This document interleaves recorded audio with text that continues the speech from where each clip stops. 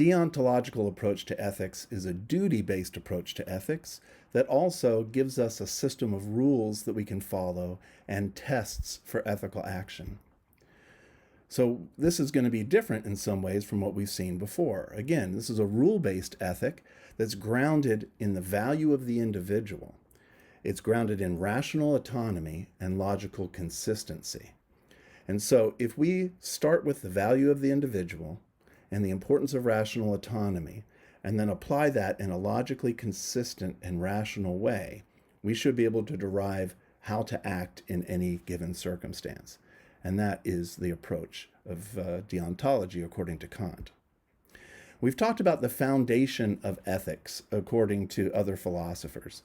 The foundation of ethics according to Kant is reason and logical consistency. And so this approach to ethics isn't kind of floating out in the ether untethered to anything. We're going to talk about in just a second what exactly this means, that the foundation of ethics is reason and logical consistency. But it's something that is grounded in something that we can grasp and all people can relate to, and that's something that each of the philosophers we are studying have in common. So there are two insights that are crucial to the deontological approach to ethics that Kant gives us. The first one is this: all humans have infinite value. Kant puts it this way. He says there are two kinds of things in the world. There are persons and there are objects. Now, objects have a price, but persons have a dignity. So persons are beyond all price. We're in a completely different category. And so all humans have a dignity, and that makes us different from everything else in the world. What is it that gives us this dignity? It's rational autonomy. It's our ability to rationally reflect and then use our rational reflection to make free choices, autonomous choices. Kant says the one thing that is good without qualification is a good will. And a good will is someone who uses their rationality and their freedom to choose for the sake of duty what is right, as opposed to choosing what they want. So all of us have an infinite value, and rational autonomy is what gives us this infinite value. What follows from that is this: that to be ethical is to act in a way that is logically consistent, given these two facts. So given that all of us are equal in value, and given that rational autonomy is what gives us this value, to be ethical is simply to act in a way that's logically consistent once you acknowledge these two facts. So what we end up with in Kant are three tests that we can use to judge any particular action that we're thinking of taking. And we can also use these three tests to judge our ethical principles. So, for instance, if I'm trying to decide whether or not to tell a lie in a particular case, I can use these three tests to figure out whether I should do that. And if I want to figure out whether my principle on lying is ethical, I can use these three tests to do that as well. So, what is the first of the three tests? The first of the three tests is this: does my action treat all those involved as an end and not merely as a means? In other words, am I recognizing that everyone in the situation is a being with dignity, with infinite value? If you wonder what it means to treat someone as an end, just think about the way that you treat yourself. You naturally take your needs and your desires and interests as being very important. When I woke up this morning, I was hungry. I gave myself something to eat. I planned my day and I organized my time to produce this lecture, right? I didn't think, well, does Andrew Cale deserve food, or does Andrew Cale deserve to do his work and have a career? No, I just naturally take those things seriously. So note that if I'm going to treat myself that way as an end, to be logically consistent, I need to treat all other rational, autonomous beings in the same way. So if I'm going to take my needs and my desires very seriously, then I'm going to have to do the same thing for every other rational, autonomous being, every other human being. And so that's the first test. I want to ask myself, am I treating everyone else involved in this situation as an end and not merely as a means? And you'll notice that it says not merely as a means, because of course we use one another as means. We have to if we're going to live in society. You're using me as a means right now. You're using me as a means to college credit and as a means to philosophical and ethical understanding. And hopefully, if you like the vision of the course, you're using me in order to live a life that is more orderly, rational, and ethical. I also am using you as a means. I get great pleasure from teaching you. I learn something new from my students all the time. And I get paid money. I'm using you all for money.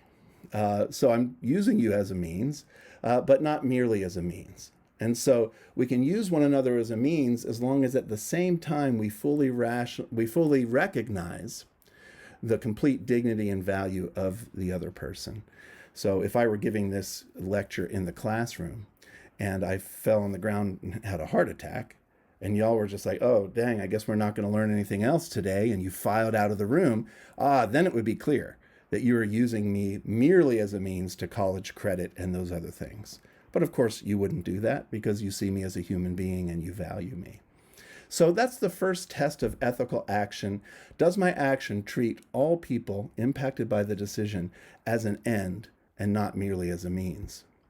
The second test is this. It's called universalizability.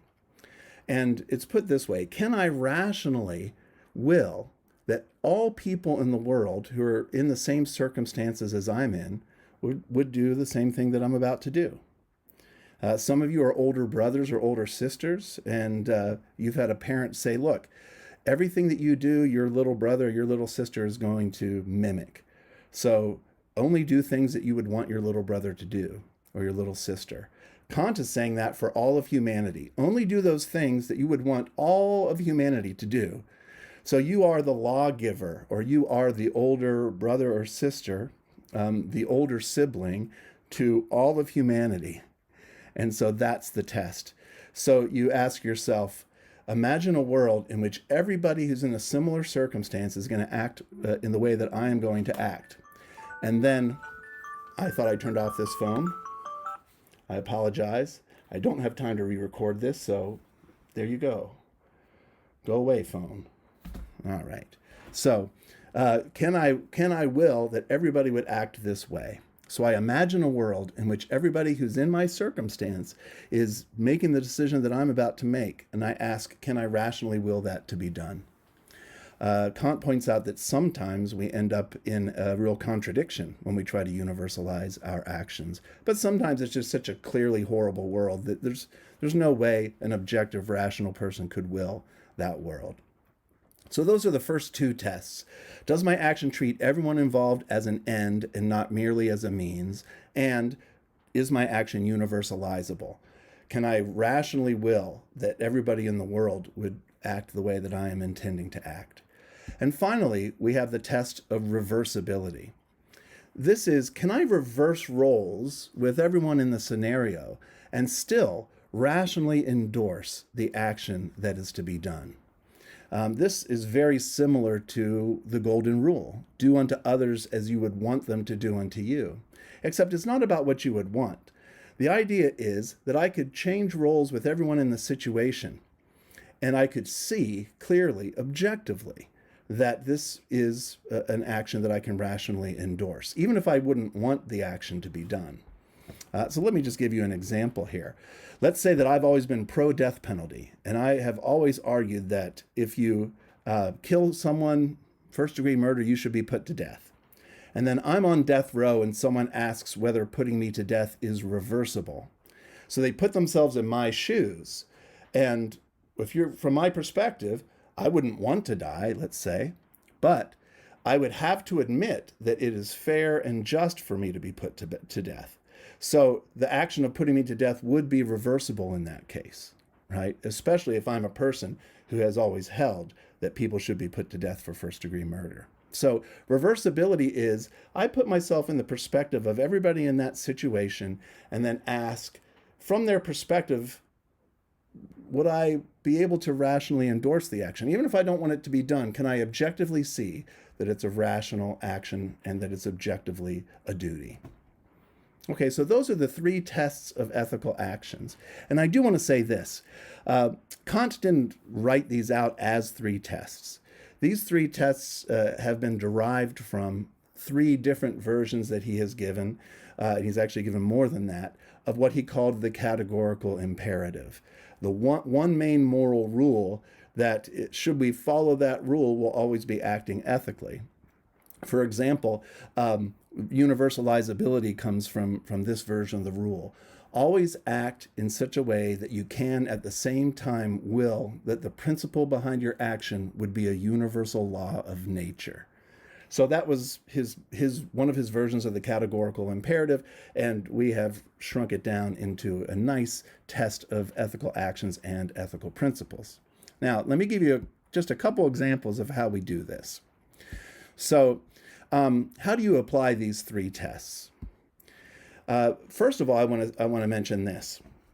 The tests are a little bit different. They're supposed to be equivalent, but actually, sometimes it can be the case that a proposed action would pass two of the tests, but not all three. And I think universalizability is a test that, based on how you use it, it's sometimes the easiest of the three to pass.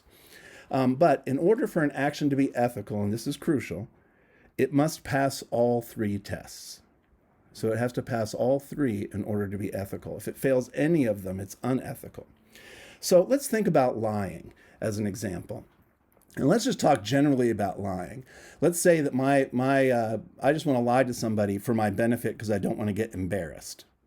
Okay, so the first question I ask is, let's say I want to lie to my wife, Laura, and I say, is it ethical for me to lie to Laura about something? Not to help her in any way, but just to keep myself from being embarrassed. And so I'll say, well, would lying to her be treating her as an end? Would I be fully recognizing her dignity and value as a human being? And the answer is clearly no, especially because she is a rational, autonomous being. Right? She has rationality, and she's using that rationality to make free choices about how to feel about me and how to think about situations. And so what's the number one thing that I owe to someone who is a rational, autonomous being? It's going to be accurate information. So I am not respecting her rational autonomy. I'm using her, when I lie to her, merely as a means to make myself feel better. If I apply the test of universalizability, I also will fail. Can I rationally will that people would lie whenever it was to their advantage? This is something that Kant talks specifically about. He says you can't rationally will that everyone in the world would lie whenever they wanted to. Because if everyone in the world was lying whenever they wanted to, note that that leads to a contradiction. Lying wouldn't even do any good because everyone's lying, so you're lying, no one's going to believe anyone anyway. So it leads to a contradiction. And also, if I just think about a world where everyone's lying all the time, I can't rationally endorse that world. So lying in this case is not universalizable either. Of course, when I first figured out that I was treating my wife merely as a means by lying to her, that was enough to know that it was unethical, but we're applying all three tests. The third test, again, is reversibility. So in this case, there's only two people. I would reverse roles with my wife and ask, from her perspective, could I rationally endorse this action? Could I say, yes, this is the rationally correct action? And clearly, that wouldn't be the case, because from my perspective of my wife, she says, I'm a rational, autonomous being. I deserve truth. That's basic respect. And if you, so I certainly would not, as my wife, endorse being lied to. And so lying in this case is, it fails all three tests. I'm treating my wife merely as a means and not as an end. I'm not recognizing fully her dignity as a rational, autonomous being. It's not universalizable. I can't rationally will that everyone in the world would lie whenever it's to their advantage. And it's also not reversible. I traded positions. I reversed roles with my wife and realized that I could not endorse the action from that perspective. Now, that's how we apply the three tests to a particular decision that we might be facing. Let me give you one more example, and this is applying the three tests to a principle. So this is my principle on lying. So rather than every time I have a question about whether I should lie or not in a particular case, I go through these three tests, I actually have a principle on lying that I go to every time. But is that principle itself an ethical principle to live by? Well, I can test the principle. So my principle on lying is to never tell a lie unless it's the only way to prevent innocent people from great suffering or death. And while telling the lie, you are preserving you're showing proper respect to everyone's rational autonomy.